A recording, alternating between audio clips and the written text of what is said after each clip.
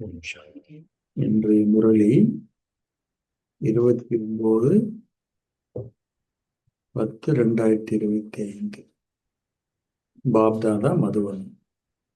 சாரம்சம் பாபா சொல்றான், இனிய குழந்தைகளே, நீங்கள் அனைவரையும் தேவதைகளின் உலகவாசிகளாக ஆக்க வேண்டும். நீங்கள் அனைவருக்கும் நன்மை அளிப்பவர்கள். ஏழைகளை செல்வந்தர்களாக்குவதே என்ன? உங்கள் கடமையாகும். கேள்வி: தந்தையின் எப்பெயர்கள் சாதாரணமாக இருப்பினும் அப்பெயர்களின் மூலம் அவர் செய்யும் பணிகள் மிகவும் மகத்துவமாக உள்ளன. எத்தனை பெயர்கள் இருக்கு அவருக்கு? நிறைய பெயர்கள் இருக்கு.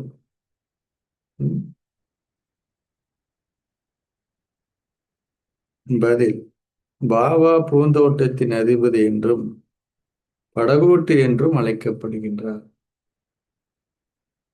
இப்பெயர்கள் மிகவும் சாதாரணமானவையாகும். இருப்பினும் மூழ்கி கொண்டிருப்பவர்களை கரையேற்றுதல் மிகவும் மகத்துவமான பணியாகும். கரையேற்றப்பட வேண்டிய ஒருவர்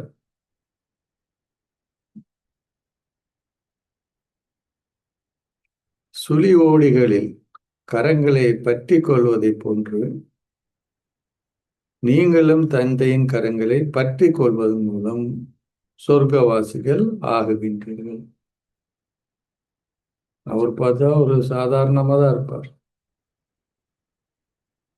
ஆனா அவரு தான் அப்ப என்ன பண்றாரு? அவர் உயிரை காப்பாற்றக்கூடியது. நீங்கள் மாஸ்டர் படகோட்டிகள் ஆவீர்கள். அனைவரும் தங்கள் படகுகளை கரையேற்ற அவர்களுக்கு நீங்கள் வழிகாட்டுகின்றீர்கள். ஓம் சாந்தி. குழந்தைகளாக நீங்கள் நினைவு செய்தவாறே அமர்ந்திருப்பீர்கள். உங்களுக்கு சரீரங்கள் இருந்த போதிலும் உங்களை ஆத்மாக்கள் என்று நீங்கள் கருத வேண்டும். நீங்கள் சரீரங்கள் இல்லாது இங்கு அமர்ந்திருக்கின்றீர்கள் என்றில் தந்தை கூறுகிறார், சரீர உணர்வை கைவிட்டு ஆத்ம உணர்வு ஸ்திதியில் இங்கே அமருங்கள். ஆத்ம உணர்வு தூய்மையானது, ஆனால் சரீர உணர்வு தூய்மையற்றதாகும். நாங்கள் ஆத்ம உணர்வுடையவர்கள் ஆகுவதால் தூய்மையானவர்களாகவும் சுத்தமானவர்களாகவும் ஆகுகின்றோம் என்பதை நீங்கள் அறியும். சரீர உணர்வுடையவர்களாகுவதால் நாங்கள் தூய்மையற்றவர்களாகவும் சுத்தமற்றவர்களாகவும் ஆகினோம். மக்கள் கூவி அழைக்கிறார்கள், என்னன்னு? ஓ தூய்மையாக்குபவரே, வாருங்கள். இது தூய உலகமாக இருந்தது, ஆனால் அது இப்பொழுது தூய்மையற்றதாகி உள்ளது. எனவே நிச்சயமாக மீண்டும் ஒரு முறை தூய உலகம் உருவாகும். ஏன்னா உலக சக்கரம் தொடர்ந்தும் சுழலும். இவ்வுலக சக்கரத்தை அறிந்தவர்கள் அவங்களுக்கு பேர் என்ன கொடுக்கலாம்? சுயதர்சன சக்கரதாரிகள் என அழைக்கப்படுகிறார்கள். நீங்கள் ஒவ்வொருவரும் சுயதர்சன சக்கரதாரிகள் ஆவீர்கள். அப்படின்னா என்ன? சுயதர்சன சக்கரதாரின்னா ஆத்மாவான சுயம் உலக சக்கரத்தின் ஞானத்தை பெற்றுள்ளார். ஞானத்தை கொடுத்தவர் யார்? அவர் யாரா இருக்க முடியும்? அவரும் நிச்சயமாக சுயதர்சன சக்கரத்தை சுற்றுபவராகவே இருக்க வேண்டும். அப்படின்னா என்ன அர்த்தம்? அவரும் சுத்துறாரா? அவருக்கும் ஞானம் என்பது இருக்குது. சக்கரத்தை பத்தி ஞானம் தந்தையால் மாத்திரம் உங்களுக்கு கற்பிக்க முடியும். எந்த மனிதர்களால் உங்களுக்கு கற்பிக்க முடியாது. எதை கற்பிக்க முடியாது? சுயதர்சன சக்கரத்தை பற்றி. பரமாத்மான தந்தையே குழந்தைகளாய் உங்களை கற்பிக்கிறார். அவர் கூறுகிறார், என்ன கூறுகிறார்? குழந்தைகளே, ஆத்ம உணர்வுடையவராகுங்கள். சத்தியுகத்தில் ஞானத்திற்கான தேவையோ அல்லது இக்கற்பிதங்களை கொடுக்க வேண்டிய தேவையோ அல்லது அங்கே பக்தியோ இருக்க மாட்டாது. நீங்கள் இந்த ஞானத்தின் மூலமாக என்ன கிடைக்குது உங்களுக்கு? உங்கள் ஆஸ்தியை பெற்றுக் கொள்கின்றீர்கள். Knowledge is source of income. தந்தை உங்களுக்கு ஸ்ரீமத்தை கொடுக்கின்றார். இவ்வாறாக நீங்கள் மேன்மையானவர்கள் ஆகுகின்றீர்கள். நீங்கள் எங்க இருக்கிறீங்க இப்போ? இடுகாட்டில், கபரிஸ்தானில் இருந்தீர்கள் என்பதையும் தந்தை இப்பொழுது உங்களை என்ன தலைப்புல சொன்னாரு? மேன்மையான தேவதை உலகவாசிகள் ஆக்குகின்றார் என்பதையும் நீங்கள் அறிவீர்கள். இப்பழைய உலகம் ஒரு இடுகாடாக மாற உள்ளது. ஏன் இடுகாடு என்றாரு? இடுகாட்டுல என்னத்தை பண்ணுவாங்க? அப்ப இங்க இருக்கிறவங்க என்ன உணர்வு இருக்கிறாங்க? அதனாலதான் இந்த உடம்புக்குள்ள இருந்தாலும், அந்த இடுகாடுன்றது ஒரு வகையில் இருந்தாலும், இந்த சரீர உணர்வு. மரண பூமியே இடுகாடு, பரிஸ்தான் கபரிஸ்தான் எனப்படுகிறது. புதிய உலகம் தேவதைகளின் பூமி, பரிஸ்தான் என்று அழைக்கப்படுகிறது. தந்தை நாடகத்தின் ரகசியங்களை விளங்கப்படுத்துகிறார். இம்முழு உலகமும் வைக்கோற் போர் என அழைக்கப்படுகிறது. ராவண ராஜ்யம் இப்பொழுது முழு உலகிலும் விரிவடைந்துள்ளது என பாபா விளங்கப்படுத்தி உள்ளார். மக்கள் தசராவை இல்லையா, ராவணின் கொடும்பாவை எரித்தல் கொண்டாடி அதிக அளவு சந்தோஷப்படுகிறார்கள். தந்தை கூறுகிறார், குழந்தையாக உங்கள் அனைவரையும் துன்பத்திலிருந்து விடுதலை செய்வதற்காக நானும் என்ன பண்றேன்? ராவணனின் பழைய உலகிற்கு வரவேண்டி உள்ளது.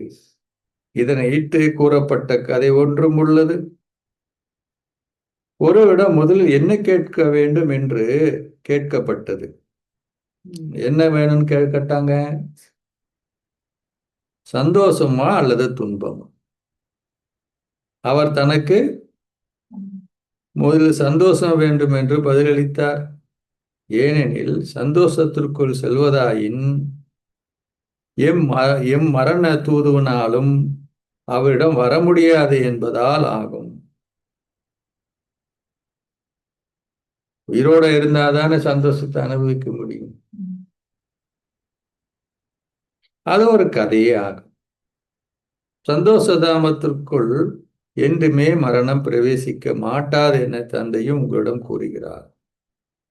அது என்ன உலகம்? அமரத்துவ உலகமாகும். நீங்கள் மரணத்தை வெல்கின்றீர்கள். நீங்கள் அவ்வாறான சர்வசக்திவான் ஆகுகின்றீர்கள். அங்கு நீங்கள் இன்னார் மரணித்து விட்டார் என என்றுமே கூறுவது இல்லை. அங்கே மரணம் என்ற குறிப்பே இல்லை. ஏன் அப்படி?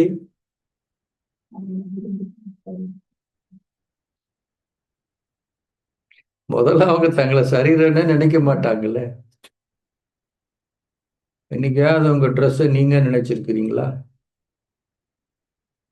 இல்லையே. அவர்கள் அங்கே தங்கள் ஆடை மாற்றி இன்னொன்றை அணிந்து கொள்கிறார்கள்.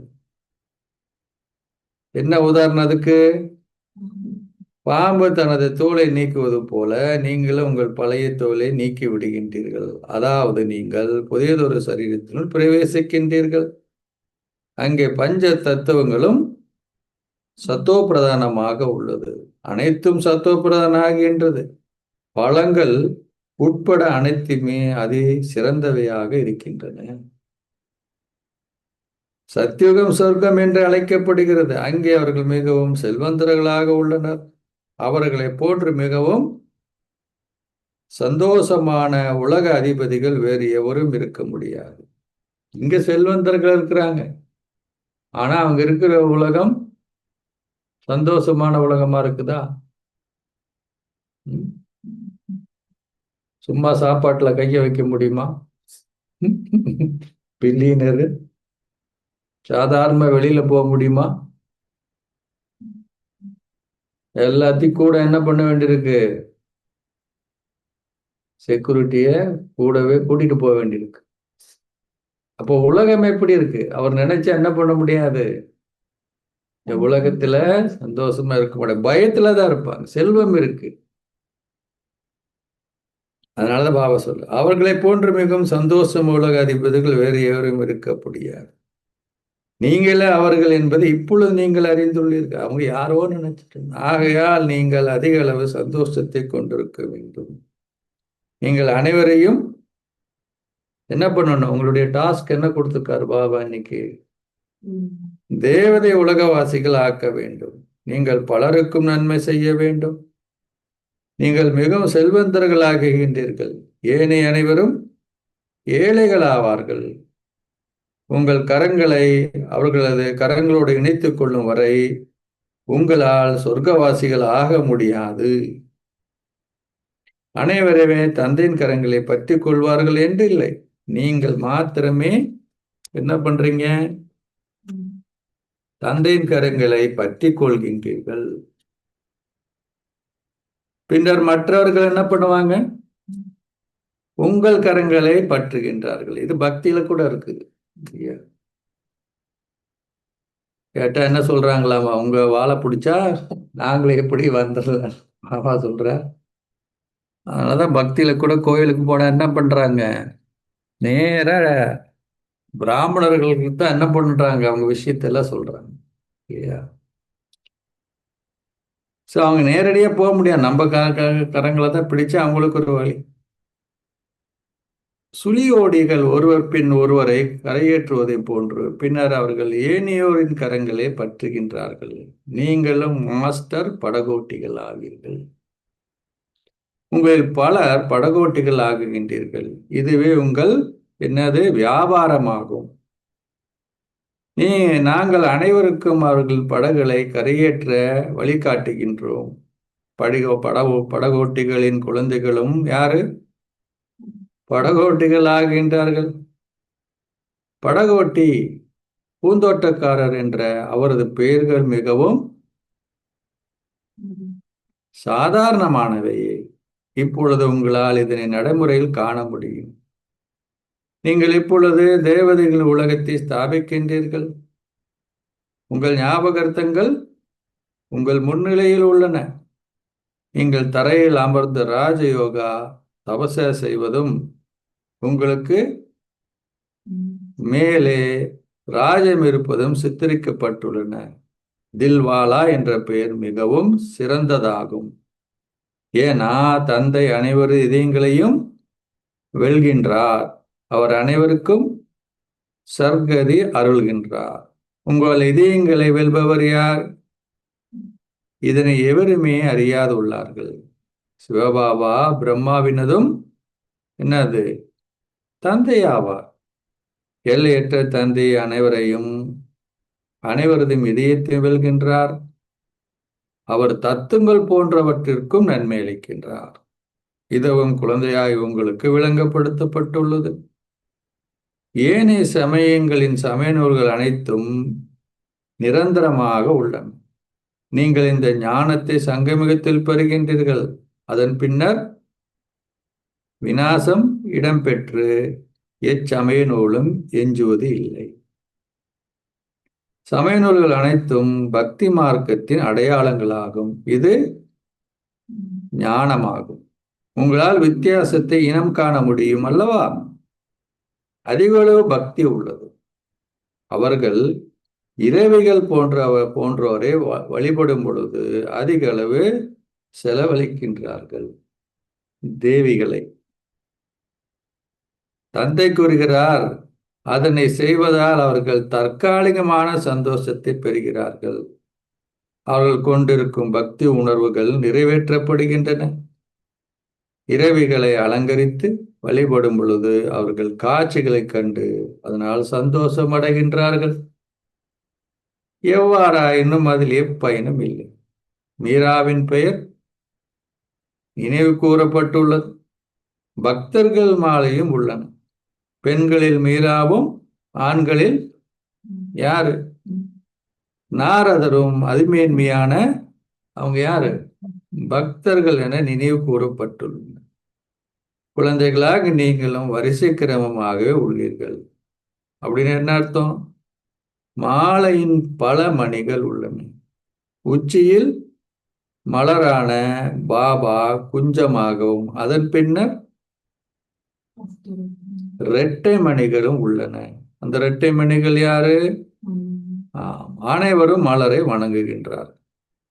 ஒவ்வொரு மணியையும் அனைவரும் வணங்குகின்றார். அவர்கள் ருத்ர யாகத்தை உருவாக்கும் பொழுது என்ன பண்றாங்க? அங்க சிவனையே அதிக அளவு வழிபடுகிறார்கள். விஷ்ணு மாலையில எல்லாம் இருக்கிறாங்க. அப்போ அங்க எந்த வகையில வழிபடுறாங்க? பிரம்மாவும் விஷ்ணுவையும், அதாவது சரஸ்வதியும் மற்ற ஆத்மாக்களையும் ருத்ர யாகத்துல அவர்கள் சாலி கிராமங்களை அந்த அளவிற்கு வழிபடுவது இல்லை. வைப்பாங்க, ஆனா அங்க வழிபாடு நடக்குது. அவர்கள் முழு கவனமும் சிவனிலேயே உள்ள மெயினா இருக்கக்கூடிய. ஏனில் நீங்கள் இப்பொழுது தூய்மையாவது போன்று சிவபாபான் மூலமே சாலி கிராமங்கள் திறமைசாலிகள் ஆகுகின்றார்கள். தூய்மையாக்குகின்ற தந்தையின் குழந்தையாகி நீங்கள் யாரு? மாஸ்டர் தூய்மையாக்குபவர்கள் ஆவீர்கள். நீங்கள் பிறருக்கு பாதை காட்டாது விட்டால் நீங்கள் ரிசல்ட் என்ன? நீங்கள் சில சத பெருமதியான ஆஸ்தியையே அந்தஸ்தியை பெறுவீர்கள். இருப்பினும் குறைஞ்சபட்சம் நீங்கள் தந்தையை சந்தித்திருக்கின்றீர்கள். அது சிறிய விடயமல்ல. அந்த ஒரே ஒருவரே அனைவரும் தந்தை ஆவார். கிருஷ்ணர் இட்டு இவ்வாறு நீங்கள் கூறுவதில்லை. கிருஷ்ணர் யாருக்கு லௌகிக்கு தந்தையாகின்றார்? கிருஷ்ணர் தந்தை என அழைக்கப்படுவதில்லை. ஒரு குழந்தையை நீங்கள் தந்தை என அழைக்க முடியாது. கிருஷ்ணர் எப்படி காமிச்சிருக்கிறாங்க? அவர் தம்பதியரின் ஒருவராகிய குழந்தைகளை உருவாக்கும் பொழுதே அவர் தந்தை என அழைக்கப்பட முடியும். பின்னர் அவர்கள் அவரை தந்தை என்று அழைப்பார்கள். அவர் வேறு எவரும் தந்தை என அழைக்க முடியாது. எவ்வாறு முதியர் ஒருவரையும் தந்தை பாபுஜி என அழைக்கலாம். உலக ரீதியில் என்ன சொல்லுவாங்க? வயதானவர்களை அப்பா அப்படின்னு சொல்லலாம். இவரோ அனைவரதும் தந்தை ஆவார். அவர்கள் சகோதரத்துவத்தை பற்றி பாடுகின்றார்கள் இல்லையா? என்ன சொல்றாங்க? எல்லாருமே we are all brothers, பிரதர்ஹுட்ன்றாங்க. கடவுளை சர்வவியாபி என கூறுவதன் மூலம் அது தந்தைத்துவமாகுகின்றது. குழந்தையாகி நீங்கள் பெரிய ஒன்று கூடல்கள் விளங்கப்படுத்த வேண்டும். நீங்கள் சொற்பொழி ஒன்று ஆற்றச் செல்லும் முன்னர் நீங்கள் எப்பொழுதும் என்ன பண்ணணும்? முதலில் அதற்குரிய தலைப்பை கடைந்து அதனை பற்றி எழுதி கொள்ள வேண்டும். தந்தைக்கு ஞானத்தை கடைய வேண்டிய அவசியம் இல்லை. அவர் ஒரு கல்பத்திற்கு முன்னர் உங்களுக்கு எதனை கூறினாரோ அதனை மாத்திரம் கூறிய பின்னர் திரும்பி சென்று விடுகிறார். நீங்கள் தலைப்புகளை விளங்கப்படுத்த வேண்டும். முதலில் அதை எழுதி கொண்டு பின்னர் அதனை மீண்டும் வாசியுங்கள். சொற்பொழி ஒன்றை ஆற்றி பின்னர் நீங்கள் கூற தவறிய குறிப்பிட்ட கருத்துக்களை பற்றி நினைக்கின்றீர்கள். எப்படி? இதனை விளங்கப்படுத்தியிருந்தால் சிறப்பாக இருந்திருக்கும். அவ்வாறு நடைபெறுகின்றது. நீங்கள் ஏதாவது ஒரு கருத்தை மறந்து விடுகின்றீர்கள். முதலில் அவர்களிடம் கூறுங்கள். என்ன சொல்லுவீங்க? சகோதர சகோதரிகளே என்ன சொல்லுவீங்க? முதல்ல இன்னைக்கு எந்த அலைவரிசையில் போயிட்டு இருக்கிறார்? ஆத்ம உணர்வில் இருங்கள். இதனை என்றும் மறக்காதீர்கள். அத்தகைய செய்திகளை எவரும் எழுதுவதில்லை. முதலில் அவர்களிடம் கூறுங்கள். என்ன சொல்லணும்? ஆத்ம உணர்வில் இருங்கள். ஆத்மாக்களாய் நீங்கள் அடுத்தது என்ன சொல்லுவீங்க? அழிவற்றவர்கள். தந்தை இப்பொழுது வந்து உங்களுக்கு இந்த ஞானத்தை கொடுக்கின்றார். தந்தை கூறுகிறார், என்ன கூறுகிறார்? என்னை நினைவு செய்தால் உங்கள் பாவங்கள் அளிக்கப்படும். சரீரதாரிகளை நினைவு செய்யாது. உங்களை ஆத்மாக்கள் என கருதுங்கள். நாங்கள் அவ்விடத்து வாசிகள் ஆவோம். எங்கள் பாபா உபகாரியான சிவன் ஆவார். முதல் பாடம், இரண்டாவது பாடம் எப்படி சொல்லணும்? ஆத்மாக்கள் நாங்கள் அவரின் குழந்தைகள். தந்தை கூறுகிறார், ஆத்ம உணர்வில் இருங்கள். நான் ஒரு ஆத்மா. தந்தை நினைவு செய்வதனால் உங்கள் பாவங்கள் அளிக்கப்படும். அவை கங்கை நீராடுவதால் அளிக்கப்படுவது இல்லை. தந்தையின் வழிகாட்டல், தூய்மையாகிறதுக்கான வழிகாட்டல் என்ன? என்னை நினைவு செய்யுங்கள். அவர்கள் கீதையை கற்று அதில் மேற்கோள் காட்டுகிறார்கள். என்ன மேற்கோள் காட்டுகின்றார்கள்? முக்கியமா அதுல என்ன சொல்றாங்க? அதர்மம் தலை தோங்கும் பொழுது நான் வருகிறேன். கீதையில் எழுதப்பட்டு அவர்கள் இதனை கூறினாலும் அதன் அர்த்தத்தை புரிந்து கொள்வதில்லை. தந்தை எவ்வாறு சேவை செய்வது என்று எங்களுக்கு ஆலோசனை வழங்குகின்றார். கட்டளை போடுவதில் ஆலோசனை. சிவபாபா கூறுகிறார், என்ன சொல்றார்? உங்களை ஒரு ஆத்மாவை கருதி சிவபாபாவை நினைவு செய்யுங்கள். கிருஷ்ணரே அதனை கூறியதாக அவர்கள் நம்புகிறார்கள். சிவபாபா குழந்தையாய் உங்களிடம் என்னை நினைவு செய்யுங்கள் என கூறுகிறார் என நீங்கள் கூறுகின்றீர்கள். என்னை நீங்கள் எந்த அளவுக்கு அதிகமாக நினைவு செய்கின்றீர்களோ அந்த அளவுக்கு அதிகமாக நீங்கள் சத்தோபிரதானாகி உயர்ந்தோர் அந்தஸ்தியும் கோருகின்றீர்கள். உங்கள் இலக்கும் லட்சியமும் எங்க இருக்குது? உங்கள் முன்னிலையில் உள்ளன. இல்லையா? லட்சுமி நாராயணுடைய படம். நீங்கள் முயற்சி செய்வதன் மூலம் உயர்ந்தோர் அந்தஸ்தை கோர வேண்டும். வேறு இடங்களில் உள்ளவர்கள் தத்தமது சமயத்தில் உயர்ந்த அந்தஸ்தை பெறுவார்கள். நாங்கள் ஏனையோரின் சமயங்களுக்கும் செல்வதில்லை.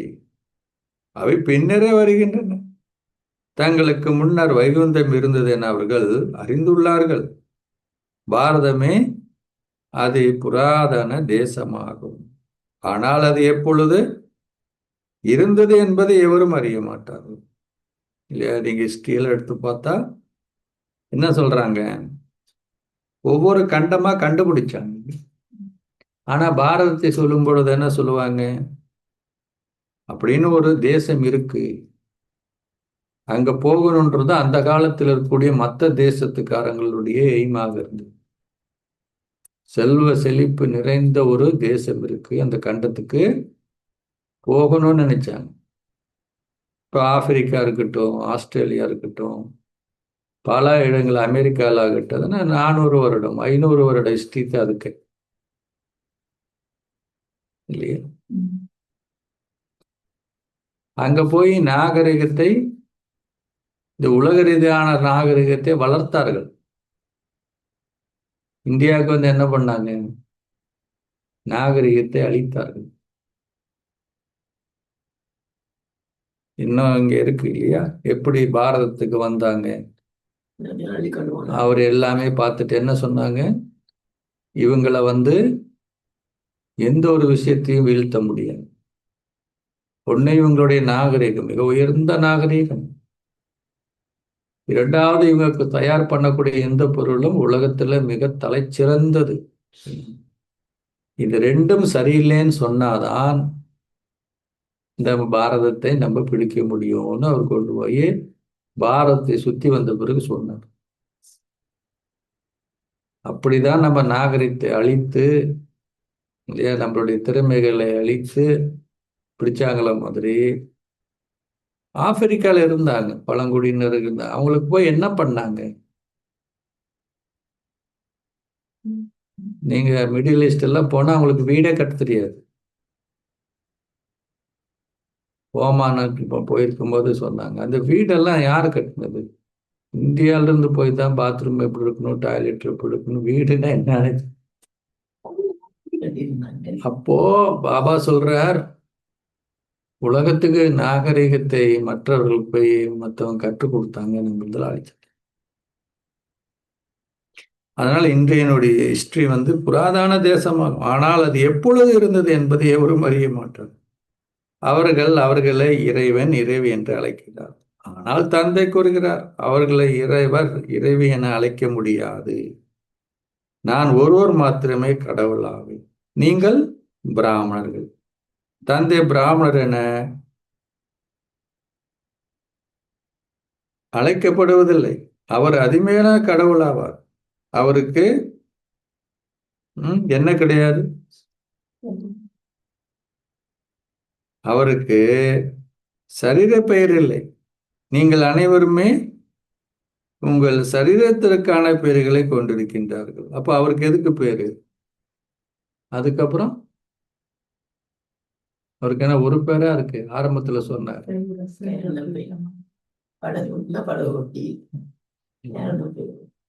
படம் ஓட்டினாரா? எந்த படம் ஓட்டினாரம்மா? படகு ஓட்டினா படகு ஓட்டி. அப்புறம்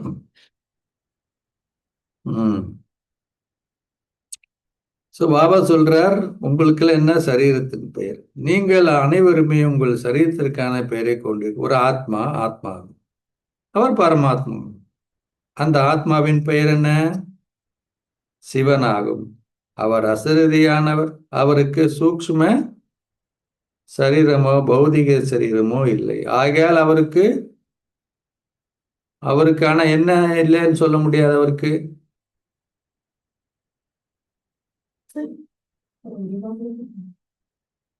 என்ன உருவம்? ஆனா ஆகையால் அவருக்கு ஒரு வடிவம் இல்லை என்று அர்த்தம் அல்ல. அப்போ இறைவனுக்கு என்ன இருக்கு? சொரூபம் இருக்கு. ஆனா என்ன கிடையாது? உடல் கிடையாது. என்ன சொரூபம்? ஜோதி சொரூபம். பாபா ஆகையால் அவருக்கு ஒரு வடிவம் உள்ளது என்று அர்த்தம் அல்ல. பெயர் உள்ள எதற்கும் நிச்சயமாக என்ன இருக்கும்? ஒரு வடிவம் உள்ளது. பெயரோ வடிவமோ இல்லாத எதுவும் இருப்பதில்லை. தந்தையான கடவுள் பெயருக்கும் வடிவத்திற்கும் அப்பாற்பட்டென கூறுவது மிகப்பெரிய அறியாமையாகும். தந்தை பெயருக்கும் வடிவத்திற்கும் அப்பாற்பட்டவராயின் குழந்தைகளும் பெயரும் வடிவத்திற்கும் அப்பாற்பட்டவர்களாக இருந்திருக்க வேண்டும். அவ்வாறாயின் உலகமே இருக்க மாட்டாது. இப்பொழுது உங்களால் மிகவும் நன்றாக விளங்கப்படுத்த முடியும். இறுதியில் குருமார்களும் புரிந்து கொள்வார்கள். இப்பொழுது அது அவர்களின் ராஜ்யம். எல்லாம் எங்க ஓடுறாங்க? குருமார்கிட்ட. நீங்கள் இப்பொழுது இரட்டை அகிம்சவாதிகள் ஆகுகின்றீர்கள். தேவர்களின் பரமத்தந்தையான அகிம்சை இரட்டை அகிம்சை தர்மம் என நினைவு கூறப்பட்டுள்ளது. ஒருவரை பௌதிகமாக அடித்தல் அல்லது எவருக்கும் துன்பம் கொடுத்தல் என்பதும் வன்முறையாகும். தினமும் தந்தை விளங்கப்படுத்துகிறார். என்ன விளங்கப்படுத்துகிறார்? உங்கள் எண்ணங்கள், வார்த்தைகள் அல்லது செயல்களினால் என்றுமே துன்பம் விளைவிக்காதீர்கள். உங்கள் எண்ணங்கள் ஏதோ ஒன்று நிச்சயமாக தோன்றிக்கொண்டே இருக்கும். சத்தியுகத்தில் உங்கள் எண்ணங்களில் அவ்வாறு எதுவும் தோன்றாது. இங்கே அது உங்கள் எண்ணங்கள், வார்த்தைகள், செயல்களில் பிரவேசிக்கின்றன. அங்கே நீங்கள் இவ்வார்த்தைகளில் கேள்விப்பட மாட்டீர்கள். சத் சங்கம் போன்ற எந்த ஒன்று கூடலும் அங்கே இருக்கவும் மாட்டாது. உண்மையானவராகுவதற்காக என்ன பண்ணணும்? சத்தியமானவருடன் கூடும் ஒரே ஒரு உண்மையான ஒன்று கூடல் மாத்திரமே உள்ளது. ஒரே ஒரு தந்தை மாத்திரமே சத்தியமானவர். சாதாரண மனிதனிலிருந்து சத்தியநாராயணன் ஆகின்ற கதை தந்தை இப்பொழுது இங்கு அமர்ந்திருந்து உங்களுக்கு கூறுகின்றார். இதனை நாராயணன் ஆகின்ற கதையை தந்தை இங்கு அமர்ந்திருந்து உங்களுக்கு கூறுகின்றார். இதனை செவிமடுப்பு தான் நீங்கள் நாராயணாகின்றீர்கள். பின்னர் பக்தி மார்க்கத்தில் நீங்கள் சத்யநாராயணன் ஆகும் கதையை அதிக அன்புடன் செவிமடுக்கின்றீர்கள்.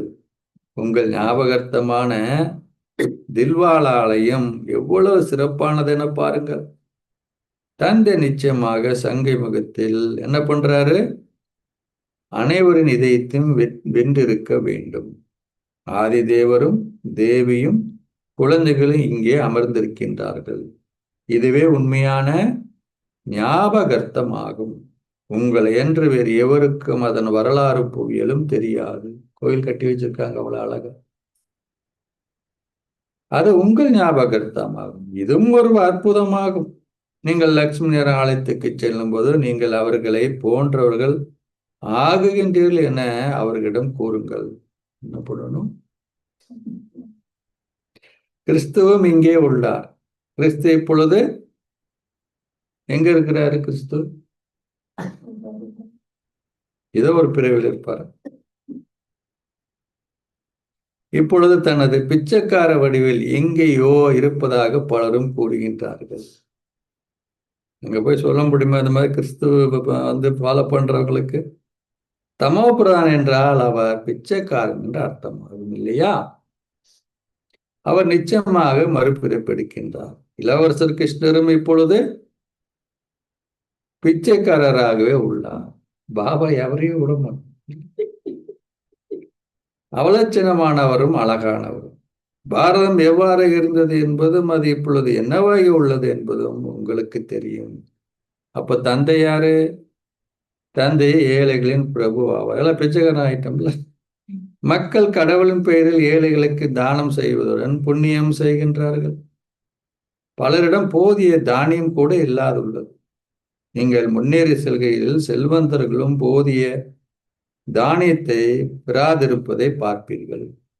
பணம் இருக்கும், ஆனால் அவங்களுக்கு தானியங்கள் கிடைக்கும். ஒவ்வொரு நகரத்திலும் கொள்ளையர்களால் கொள்ளையடிக்கப்பட்ட செல்வந்தர்கள் இருக்கிறார்கள்.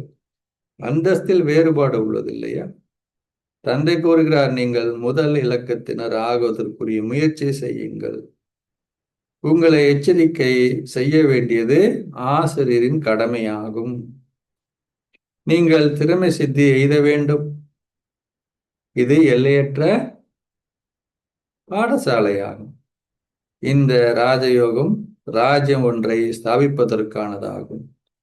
பழைய உலகில் விநாசம் மீண்டும் இடம் பெற வேண்டும். இல்லாவிட்டால் ஏன் விநாசம் நடக்கணும்? நீங்கள் எங்கே ஆட்சி செய்வீர்கள்? இவ்வுலகம் தூய்மையற்றதாகும். கங்கையை தூய்மையாக மக்கள் கருதுகிறார்கள். தந்தை கூறுகிறார், இந்த நேரத்தில் பஞ்ச தத்துவங்களும் தூய்மையற்றுள்ளன. சத்தியுக தண்ணியால் ஏதாவது தூய்மையாக்குமானா சரின்னு சொல்லிக்கலாம். பாதலாரு குப்பை களங்கள் அனைத்தும் கடலிலே செல்கின்றன. மீனும் அதிலே வாழ்கிறது. அது நீரான உலகம் போன்றுள்ளது. பல உயிரினங்கள் நீரில் வாழ்கின்றன. பெரிய சமுத்திரங்கள் இருந்து மக்கள் அதிக அளவு உணவை பெறுகின்றனர். எனவே அதுவும் ஒரு நகரம் போன்றது அல்லவா?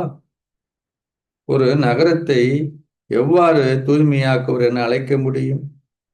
தந்தை விளங்கப்படுத்துகிறார். என்ன விளங்கப்படுத்துகிறார்? இனிமேலும் இனிமையான குழந்தைகளே, ஒரே ஒரு தந்தை மாத்திரமே தூய்மையாக்குவார். ஆத்மாக்களாகி நீங்கள் உங்கள் சரீரங்களும் தூய்மையற்றதாகி உள்ளது. இப்பொழுது என்னை நினைவு செய்தால் நீங்கள் தூய்மையாகுவீர்கள். நீங்கள் அழகான உலக அதிபதிகள் ஆகுகின்றீர்கள். அங்கே வேறு எந்த கண்டமும் இருக்க மாட்டாது. பாரதமே சகல துறை பாகங்களையும் கொண்டிருக்கின்றது. பாபா சொல்றாரு, என்னது? எல்லா பாகமும். நீங்கள் அனைவரும் யாரப்போ? சகலகலா வல்லுநர்கள்.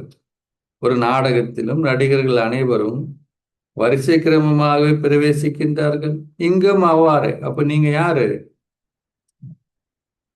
Hero, heroine. முதல் சீன்ல இருந்து லாஸ்ட் சீனுக்கு வரீங்க. பாபா கூறுகின்றார், கடவுள் உங்களுக்கு கற்பிக்கிறார் என்பதை புரிந்து கொள்ளுங்கள். நாங்கள் தந்தையான கடவுளான தூய்மையாக்குபவரின் யாரு? மாணவர்கள். அனைத்தும் இதில் உள்ளடக்கப்படுகின்றது. இதில் தூய்மையாக்குபவரும் உள்ளடக்கப்படுவார். ஒரு குருவும் ஆசிரியருமாவார். அவர் தந்தையும் ஆவார். ஆனா என்ன அவர் அசரீரியானவர். யார் அவரு? அவர் அசரீரியானவர் ஆவார்.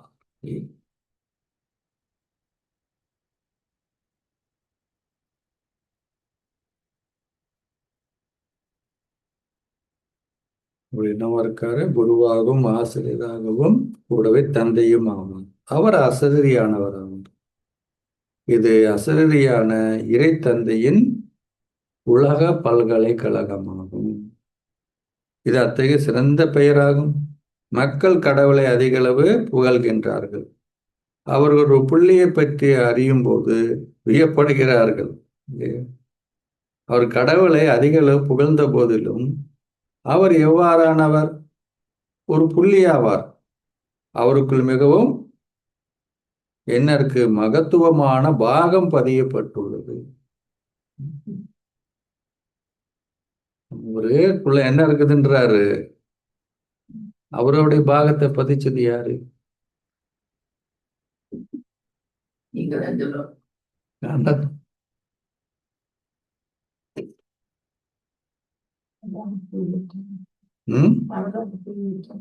அவர்தான் பதிச்சுக்கிட்டாரா?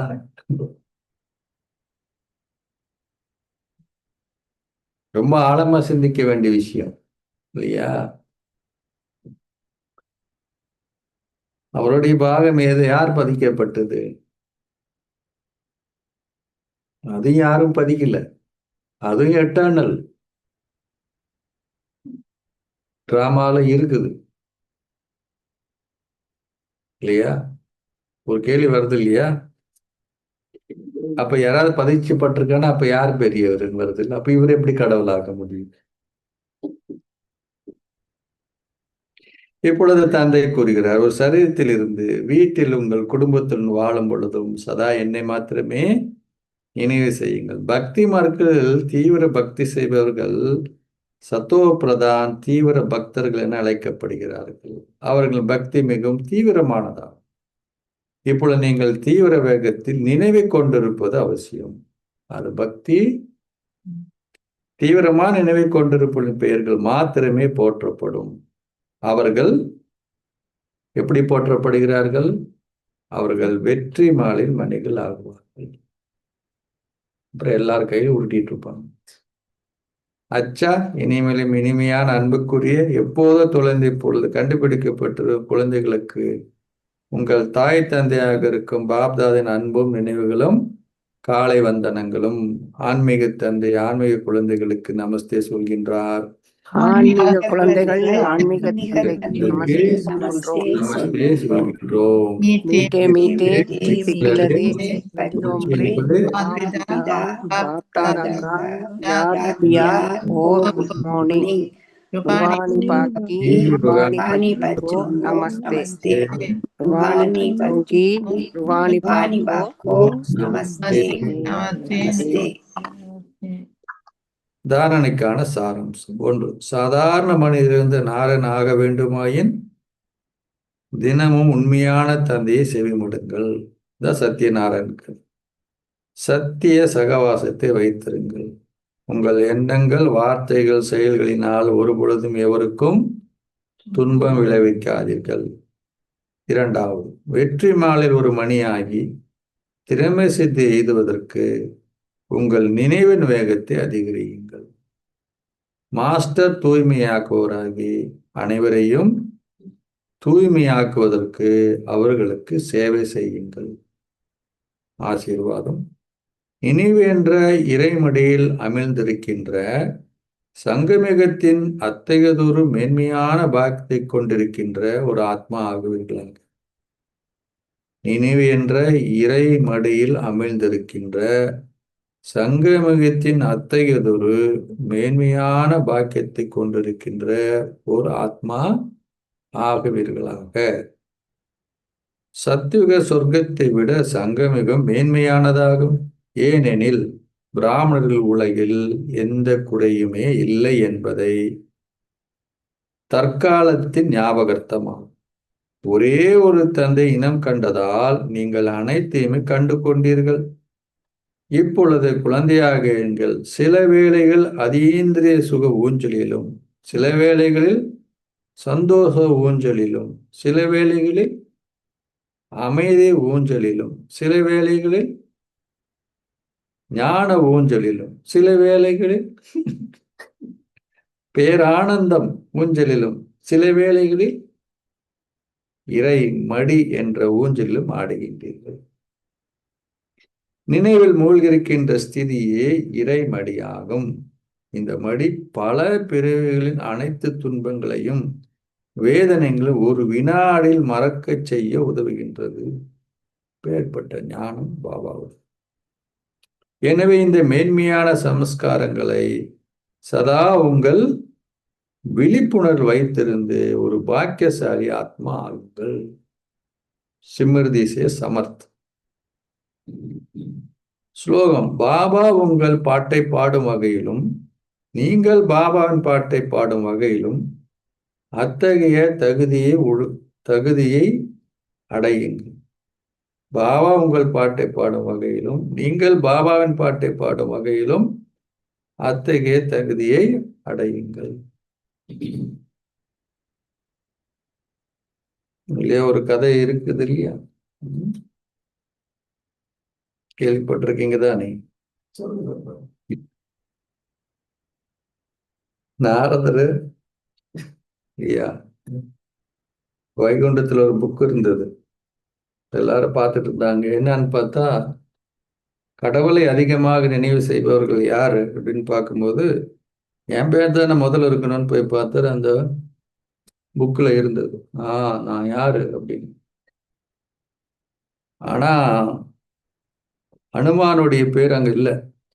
அனுமானுக்கு இவருக்கு பேசிட்டு இருக்க, அனுமான் தான் நினைக்கிறேன், அவர் தான் அதிகமா நினைக்கிறார் கடவுள் இல்லையா. அப்புறம் பார்த்தா ஒரு நாள் இன்னொரு சின்ன நோட் புக்கு வச்சு நாராயணன் பார்த்துட்டு இருக்கிறாரு. இது என்ன தனியா ஒரு நோட் புக், இவர் ஒண்ணு பாக்குறாரு. இப்ப சொன்னாங்களா, அவர் யார் அதிகமா நினைக்கிறாங்க அப்படி நோட் புக் எடுத்து பார்த்தா இவரை பேர் காணும். யாரோட பேர் இருக்குது? அப்போ பாபா சொல்றார், யார் நீங்க அதிகமா நினைக்கிறீங்கன்னு ஒரு பேர் இருக்கு, ஆனா அவரு யார நினைக்கிறார். அப்ப யார் மேன்மையானவர்கள்?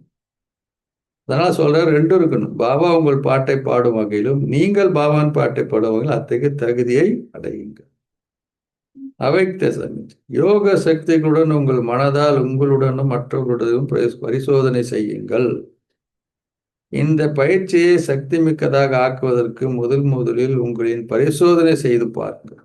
ஒவ்வொரு மாதமுமோ அல்லது 15 நாட்களுக்கு ஒரு முறையோ ஒன்று அல்லது ஏதோ ஒரு குறித்த தெய்வீக குணத்தை அல்லது சக்தி இதனுடன் உங்களுடன் பரிசோதனை செய்து பாருங்கள். ஒன்றுக்குடல் மத்தியிலும் தொடர்புகள் உறவுமுறைகள் பரிச்சித்தால் இருக்கும். எனவே அனைத்திற்கும் முதல் உங்களின் பரிச்சித்து குறித்த தெய்வீக குணம் அல்லது சக்தியில் நீங்கள் எத்தனை தடைகள் வெற்றியீட்டீர்கள் என பாருங்கள். நீங்கள் வெற்றி அனுபவம் செய்தால் அதை பிறரிடமும் பரிச்சித்து பார்க்கும் ஆர்வமும் உற்சாகம் உங்கள் இதயத்தை இயல்பாகவே அதிகரிக்கும். என்ன பண்ணணும்? ஒரு டாஸ்க் எடுத்துட்டு இருக்கணும். 15 நாளுக்கு இல்லைன்னா ஒரு மாதத்திற்கு ஒன்று எடுத்து இந்த ஒரு குறிப்பிட்ட குணத்தை இல்லைன்னா குறிப்பிட்ட சக்தியை, பொறுமை சக்தியோ ஏற்றுக்கொள்ளக்கூடிய சக்தியோ இல்லையா, சகித்து கொள்ளக்கூடிய சக்தியோ ஏதோ ஒன்று எடுத்து என்ன பண்ணணும்,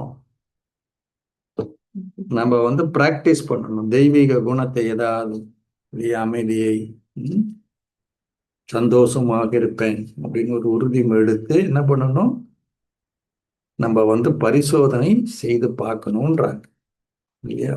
அது என்ன ஆகும், நீங்க பரீட்சைக்கு பண்ணும் பொழுது எத்தனை முறை நீங்க பயன்படுத்துறீங்கன்னு பார்க்கணும் இல்லையா. நீங்க பயன்படுத்துறீங்களா, பயன்படுத்தி அதுல வெற்றி அடைகிறீங்களா அப்படின்றது. அப்ப என்ன ஆகும், அது மற்றவங்க மேலேயும் நீங்க என்ன பண்ண முடியும், பயன்படுத்த முடியும். அதுல நீங்க வெற்றி அடைய முடியும். அச்சா. ஓம் சாந்தி.